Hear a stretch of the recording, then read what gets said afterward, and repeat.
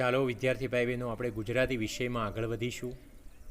પાઠ નંબર 12, સૌજન્યશીલ પ્રભાશંકર. લેખક છે મુકુંદરાય પારાશરી. સાહિત્ય પ્રકાર છે ચરિત્ર નિબંધ. તો અહીંયા આપણે જોઈએ તો સૌજન્યશીલ પ્રભાશંકરનું એક વ્યક્તિત્વ દર્શન પાઠની અંદર મુકુંદરાય કરાયેલું જોવા મળી શકે છે. મુકુંદરાય એક કાવ્યધારાના એવા લેખક છે કે જેમણે ખૂબ સરસ મજાના કાવ્યો લખેલા જોવા મળી શકે છે. એ ખૂબ જ સરસ મજાના કાવ્યો લખેલા જોવા મળી શકે છે. તો થોડા કાવ્ય અને કવિ પરિચય સામે નજર મારીએ તો એક સૌંદર્યલક્ષી કાવ્યધારાના કવિ મુકુંદરાય પારાશર્ય મોરબીની અંદર જન્મેલા છે અને પ્રાથમિક શિક્ષણ પણ, માધ્યમિક શિક્ષણ અને ઉચ્ચતર માધ્યમિક શિક્ષણ પણ રાજકોટ, ભાવનગર અને પોતાના જ વતનની અંદર લીધેલું જોઈ શકાય છે. એમણે અર્યન, સંસ્કૃતિ, ભદ્રા કાવ્ય સંગ્રહો, ફૂલ ફાગણના ગીત સંગ્રહો, દીપમાલા મુક્તક સંગ્રહો, કંઠ ચાતકનો અને પ્રાણ બપૈયાનો પદ સંગ્રહો પણ આપેલા જોવા મળી શકે છે. એ ઉપરાંત ભાવની સચ્ચાઈ, ગહનતા, સુચારુ અભિવ્યક્તિ, પ્રાસાદિકતા તેમજ મંજુલ કાવ્યવાણીનો પણ પરિચય થયેલો જોવા મળી શકે છે. એવા ખૂબ સરસ મજાના કાવ્ય સંગ્રહો અને ગીત સંગ્રહો, દીપમાલાઓ વગેરે પણ આપેલું જોઈ શકાય છે. એમણે સત્યકથા ભાગ 1 થી 3, સત્વશીલ, મારા મોટી બા અને બીજી સત્યકથાઓ, મારી બા જેવા વ્યક્તિ ચરિત્રો પણ એમણે આપેલા જોવા મળી શકે છે. ખૂબ જ સરળ સ્વભાવના, પારદર્શક અને પ્રાસાદિક ગદ્ય અને પારાશર્યનો ઉત્તમ ગદ્યકાર તરીકે પ્રસ્થાપિત થયેલા એવા મુકુંદરાય પારાશર્ય આપણને જોવા મળી શકે છે. એમણે એવા જ એક વ્યક્તિત્વની અહીંયા આપણને ઓળખ કરાવી છે. એમના જેવા જ એક વ્યક્તિત્વની અહીંયા ઓળખ કરાવેલી છે અને જે છે પ્રભાશંકર પટ્ટણી. સામાન્ય શિક્ષક પદથી ભાવનગર રાજ્યના દિવાન પદ સુધીની પ્રભાશંકર પટ્ટણીની વિકાસ ગાથાનો એક ગરવો નમૂનેદાર આલેખ સુચારુ ઢબે લેખકે અહીંયા રજૂ કરેલો જોવા મળી શકે છે. સ્નેહ, સૌજન્ય, સહૃદયતા, નિષ્ફૃતા, દૃઢતા, કોમળતા, ત્યાગ ભાવના અને સેવા તત્પરતા, નિરાભિમાનીપણું અને પરહિત પરાયણતા આ એમના ગુણો છે, જેનો પાઠ આપણે ભણી રહ્યા છે, જેમના ચરિત્ર વિશે જે દર્શન કરવાના છે. આટલા સરસ મજાના ગુણો ધરાવનાર, સૌનું દિલ જીતનારા પ્રભાશંકર પ્રજાજનો, રાજવી, સમાજ, સરકાર, મહારાજા કે ગાંધીજી ગમે તે હોય, સાચી સલાહ અને સત્ય કહેવામાં એક રાજપુરુષ હતા. સત્તા, સંપત્તિ, પદ, કીર્તિને ગમે ત્યારે ઠોકર મારી અને સત્યને જ હંમેશા પકડતા, સત્ય, સંયમ અને વફાદારીનો જ આચાર ધર્મ એ શીલવંત બનાવ્યું અને પારદર્શક, સહજ, સરળ શૈલી, અત્યંત ધનાક્ષર બનેલી જોઈ શકાય છે. તો વિદ્યાર્થી ભાઈ બહેનો, હું તમને આ પાઠ છે એક વાર્તા કથનની અંદર કહીશ, કારણ કે પાઠ થોડુંક લાંબો છે અને એના કારણે વધારે ઊંડાણમાં આપણે વાર્તા કથનના દ્વારા જઈશું. તો એક વાર્તા કથન આપણને અહીંયા જોઈ શકાય છે. તો સૌરાષ્ટ્રની અંદર મોરબી એક ગામ, બ્રાહ્મણ કુટુંબની અંદર સર પ્રભાશંકર પટ્ટણી જન્મેલા છે. મેટ્રિક સુધીનો એટલે કે ધોરણ 10 સુધીનો અભ્યાસ સામાન્ય શિક્ષક પદથી પ્રારંભ કરીને ભાવનગર રાજ્યના દિવાન પદ અને એડમિનિસ્ટ્રેટર પદને શોભાવનાર. એડમિનિસ્ટ્રેટર અંગ્રેજી શબ્દ છે, સંચાલક, વહીવટકર્તા એવો અર્થ થાય છે. હિન્દના દેશી રાજ્યોના એક માનવતા સલાહકાર બનનાર, બ્રિટિશ સલ્તનનો પરમ વિશ્વાસ જેમણે મેળવ્યો છે. આમ તો અંગ્રેજો કોઈને વિશ્વાસ ના રાખી શકે, છતાં એમણે પોતાના વિશ્વાસની અંદર અંગ્રેજોને પણ લીધેલા છે. એટલા બધા વિશ્વાસુ માણસ કરેલા જોઈ શકાય છે. ઇન્ડિયા કાઉન્સિલ અને લીગ ઓફ નેશન્સમાં એક સ્થાન ભોગવનાર દેશના સ્વાતંત્ર્ય માટે પૂજ્ય ગાંધીજીના એક અંગત મિત્ર રહી અને કામ કરેલું છે. એમનું નામ છે સર પ્રભાશંકર દલપતરામ પટ્ટણી. ઈસવીસન 1862થી 1938 સુધી, એટલે કે લગભગ પોણા 100 વર્ષની કારકિર્દી. કાર્યસિદ્ધિઓ અસંખ્ય છે. લગભગ 75 વર્ષની એમની કારકિર્દી છે. બુદ્ધિ, પ્રતિભા અને કાર્યશક્તિ ખૂબ આકર્ષક જોવા મળી શકે છે. ને બુદ્ધિ, પ્રતિભા અને કાર્યશક્તિ ખૂબ આકર્ષક જોવા મળી શકે છે. એવા આ આપણને જોવા મળી શકે છે. એવા આ પ્રભાશંકર પટ્ટણી જોઈ શકાય છે. તેમની આશ્ચર્યકારક અનેક સિદ્ધિઓ નોંધી શકાય અને તેમના જીવનની ઓછી મહત્ત્વની નહીં તેવી વસ્તુઓ તેમના સ્વભાવ હતો, જેના સૌજન્ય, નિષ્પૃહતા, નિરાભિમાનીતા, પરહિત પરાયણતા વગેરે એમના લક્ષણો છે. પરહિત, હંમેશા બીજાનું જ હિત સાધવું, બીજાનું જ હિત જોવું, એ જ એમની એક ઉદ્દત ભાવના રહેલી જોઈ શકાય છે. એમની પ્રત્યેક પ્રવૃત્તિ, નિવૃત્તિ પરહિત સાધક હતી. એમની પ્રવૃત્તિ હોય કે નિવૃત્તિ હોય, બસ બીજાનું ભલું કરવું. એમની સ્વભાવ દર્શક ઉપલબ્ધ હકીકતોમાંથી થોડીક અહીં તારવી છે. ઈસવીસન 1895ની અંદરનો એક સુંદર મજાનો બનાવ જોઈ શકાય છે કે 1895માં મોરબી રાજ્યના કેળવણી ખાતામાં એક નિરીક્ષક તરીકે કામ કરતા હતા, નોકરી કરતા હતા. અને એ સમયની અંદર ભાવનગરના મહારાજાના હજુર સેક્રેટરી પદે એ આવ્યા. એ સમયે મહારાજા ભાવસિંહજી સગીર વય, એટલે 18 વર્ષથી નાના હતા. ભાવનગર રાજ્યના જે રાજા હતા ને એ 18 વર્ષથી નાના હતા, કારણ કે એમના પિતા મહારાજા તખ્તસિંહજી દેવ થયા. અને ત્યારે આ ભાવસિંહજી સગીર વય રાજકુમાર તરીકે કોલેજ રાજકોટમાં ભણતા પ્રભાશંકર ત્યારે તેમની નોકરીમાં હતા. અને ભાવસિંહજીને પ્રભાશંકર પ્રત્યે ખૂબ આદરમાન હતું, કારણ કે કેળવણી નિરીક્ષક હતા એટલે ઓળખતા હતા. અને એ સમયની અંદર ભાવસિંહજીએ તાર કરી અને આ પટ્ટણી એટલે કે સર પ્રભાશંકરને ત્યાં તેડાવ્યા, બોલાવ્યા.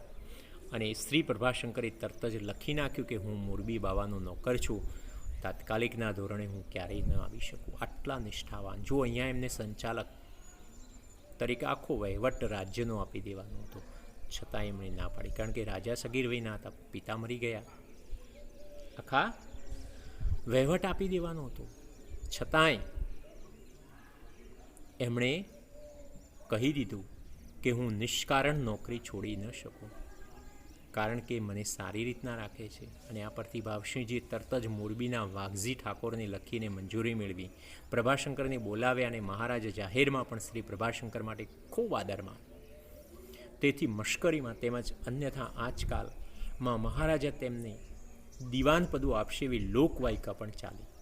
અરે લોકવાયકા તો ચાલી, પરંતુ નોકરીમાં આવી સત્તાપદ વધીને એટલે એમનું ખૂન કરવા અને કરાવવા માટે પણ એમને અનેક પ્રયત્નો થયેલા લોકોમાં, કે આટલો માણસ આટલા સુધી પહોંચી જાય. પરંતુ એમના હસ્તકે પકડાઈ ગયું. સર પ્રભાશંકર પટ્ટણીએ જ પકડી પાડ્યો અને એને ક્ષમા આપી અને પાછો વાળ્યો ને આખી વાત દબાવી દીધી.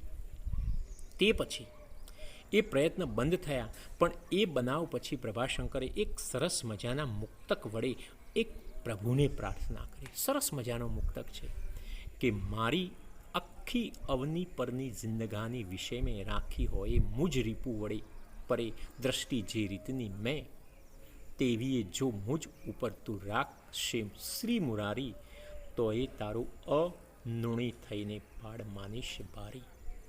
જો અહીંયા મુક્તકનો બહુ સુંદર મજાનો અર્થ મૂકેલો છે કે મારી આખી અવની પરની જિંદગી, અવની એટલે ધરતી થાય, મેં આ ધરતી ઉપર જે જિંદગીને કાઢી છે અને એ જિંદગી દરમિયાન મેં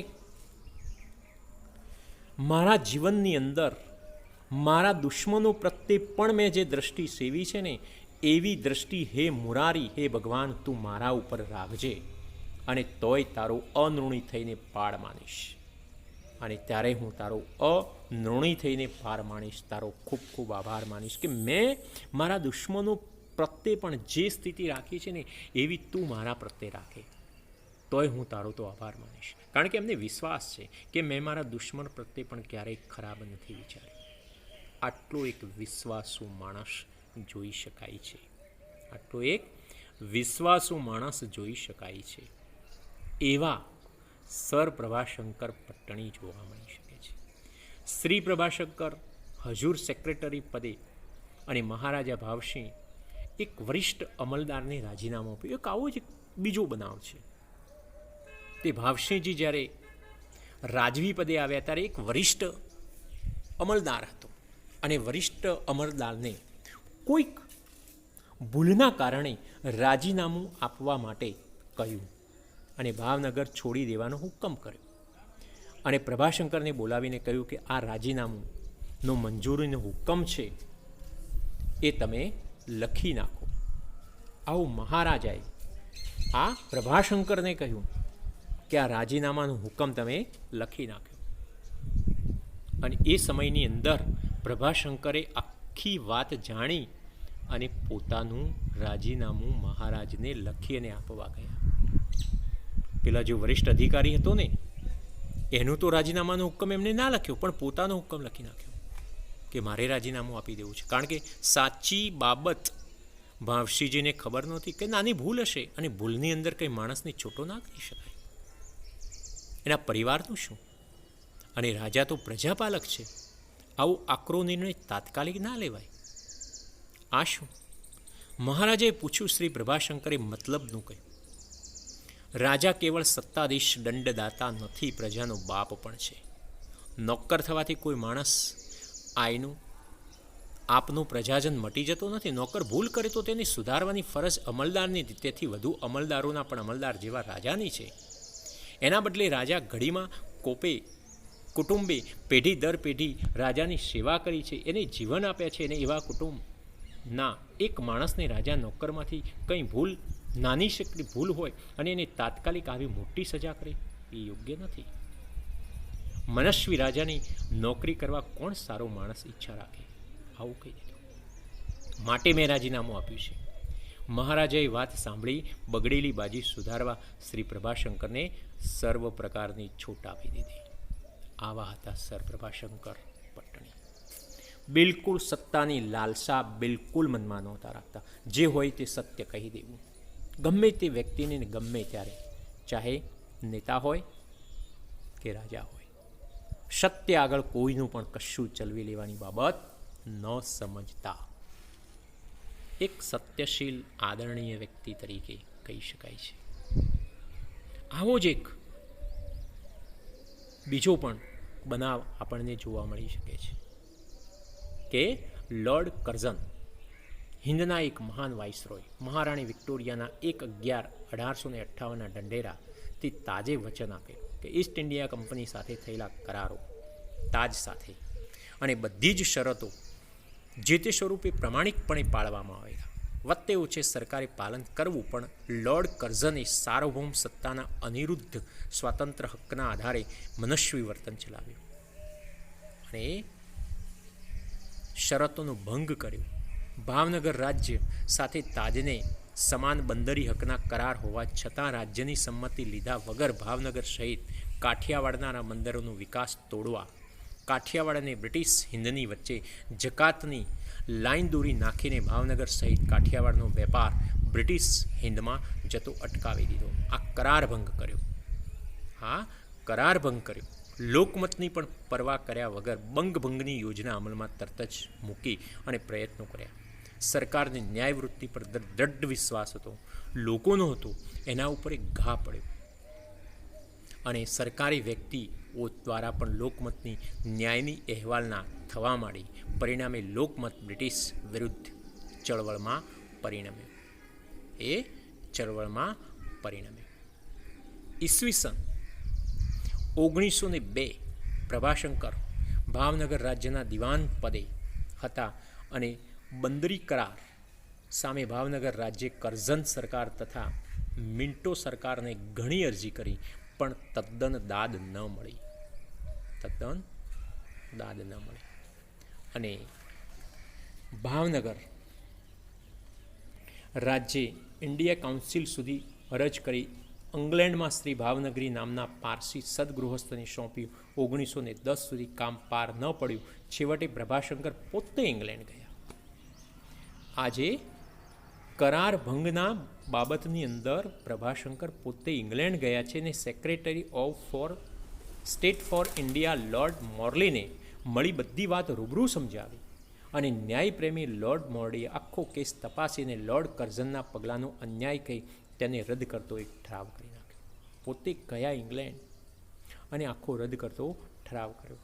ભાવનગર રાજ્યની તરફેણમાં ચુકાદો આવ્યા પછી લોર્ડ મોર્લી પ્રભાશંકરને હર્ષથી મળ્યા અને કહ્યું, congratulation mister Prabhashankar, you have von the case. અભિનંદન શ્રી પ્રભાશંકર, તમે તમારો કેસ જીતી ગયા છો. જો પ્રભાશંકરનો કેસ નહોતો, આખો આ તો દેશ આખા રાજ્યનો કેસ હતો. પણ પ્રભાશંકર એકલા હાથે ઝઝૂમ્યા અને આ લોર્ડ કર્ઝનની જે કરાર ભંગની નીતિ વિરુદ્ધ લડ્યા, કેસને જીત્યા અને લોર્ડ મોર્લી પણ ખરેખર ઇન્ડિયાના તરફેણમાં, ભારતના તરફેણમાં એ કેસને જીતાડ્યો. અને ત્યારે કોંગ્રેચ્યુલેશન, અભિનંદન કોને પાઠવ્યા? આ સર પ્રભાશંકરને પાઠવેલા જોવા મળી શકે છે. ઉત્તરમાં શ્રી પ્રભાશંકરે કહ્યું, no thanks. It is not mister Prabhashankar who has won the case. It has the sense of justice on the parts of the government that has won the case. ના આભાર. આ વિજય પ્રભાશંકરનો નથી પણ બ્રિટિશ રાજ્યનો રહેલી ન્યાયની ભાવનાનું છે. જો એમની સામે આવો પ્રત્યુત્તર આપ્યો પ્રભાશંકરે કે આ વિજય પ્રભાશંકરનો નથી પણ બ્રિટિશ રાજ્યમાં જે રહેલી ન્યાયની ભાવના છે ને એમનો છે. એટલે આખો જસ પરત એમને આપી દીધો. જસ્ટ લેવાની સહેજ પણ ભાવના નહીં, બસ કામ કરવું. બસ એક જ વસ્તુ એમના હૃદયની અંદરથી, કામ કરવું. મારા ભાગમાં જે કામ આવે છે ને એ મારે કરવું જોઈએ અને એ ન્યાય છે. અને તો જ ઉપરવાળો કુદરત સુખી કરે છે. માણસો ઘણીવાર એવું સમજતા હોય છે આપણા ભાગે ક્યાં પ્રવૃત્તિ આવી છે ને કદાચ આપણા ભાગે પ્રવૃત્તિ આવી છે અને એને કદાચ નહીં કરીએ તો જોનાર કોણ છે? જોનાર તો પૃથ્વી પર કોઈ છે જ નહીં. વ્યક્તિ શું જુએ છે? ન્યાય ઈશ્વર પાસેથી ભાઈ બહેનો લેવાનો છે, માણસ પાસેથી નહીં. માણસ શું ન્યાય આપી શકે? ન્યાય તો ઈશ્વર આપનાર છે. અને આ ચુકાદાના તારથી ભાવનગરને ખબર આપતા શ્રી પ્રભાશંકરે લખેલું કે આ સફળતાનો યશ શ્રી ભાવનગરીને આભારી છે. આખી ભાવનગરીને આભારી છે. આવા હતા સર પ્રભાશંકર પટણી. પોતાના માથે ક્યારેય વિજયનો ઝંડો ક્યારેય નહીં લહેરાવાનો. માણસનું ભલું થાય છે ને બસ એ જ બાબતને ધ્યાનમાં રાખેલી જોવા મળી શકે છે. એ જ બાબતને ધ્યાનમાં રાખેલી જોઈ શકાય છે. ભાવનગરીની તરફેણમાં ફેંસલો આવતા મહારાજા પાસે હરખ કરવા ગામ લોકો આવેલા. તેમાં માજી દિવાન શ્રી વિઠ્ઠલ દાસભાઈ પણ હતા. તેમણે શ્રી પ્રભાશંકરનો તાર વાંચી મહારાજને કહેલું કે પટણીના પ્રયત્નથી જ ભાવનગરની જીત થઈ છે, છતાં પટણી ભાવનગરીને જ જશ દે છે. એની મોટાઈ છે, એ પટણીથી જ થઈ શકે. આવા પણ રાજ્યમાં માણસો હતા સત્ય કહેનારા કે આ પટણી વગર શક્ય નહોતી ઇંગ્લેન્ડ પહોંચવું. અને મોર્લીને વાત કરવી, એને સમજાવવો અને એની પાસે જ આ તો કેસ હતો અને એના ચુકાદાની અંદર લોર્ડ કર્ઝનને એ કેસ હરાવવો અને પોતાને જીતાડવો. આ એક મક્કમતાની બાબત કહેવાય, સત્યની બાબત કહી શકાય. તો આવા સર પ્રભાશંકર પટણી હતા. પોતાના માટે ક્યારેય યશ કીર્તિ ભાવનાની લાલસા રાખી નથી. હંમેશા પરહિત સાધક જ રહેલા જોવા મળી શકે છે. તો આવા હતા સર પ્રભાશંકર પટણી. આટલા સુધી વિદ્યાર્થી ભાઈ બહેનો આપણે પાઠને રાખીએ. વધારે નેક્સ્ટ પાર્ટ્સ બાકી છે, એ આપણે બીજી વિડીયોની અંદર જોઈશું.